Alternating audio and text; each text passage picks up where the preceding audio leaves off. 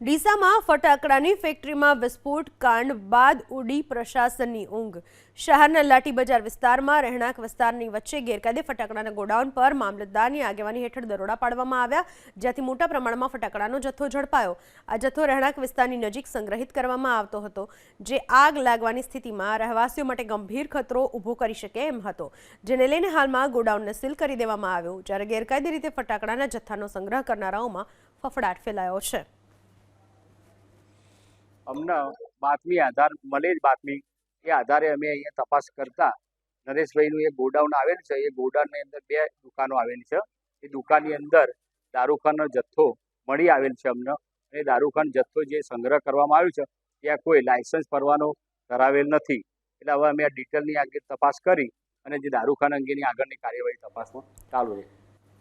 ડીસામાં ફટાકડાની ફેક્ટરીમાં વિસ્ફોટ કાંડ બાદ ઉડી પ્રશાસનની ઊંઘ। શહેરના લાઠી બજાર વિસ્તારમાં રહેણાંક વિસ્તારની વચ્ચે ગેરકાયદે ફટાકડાના ગોડાઉન પર મામલતદારની આગેવાની હેઠળ દરોડા પાડવામાં આવ્યા, જ્યાંથી મોટા પ્રમાણમાં ફટાકડાનો જથ્થો ઝડપાયો।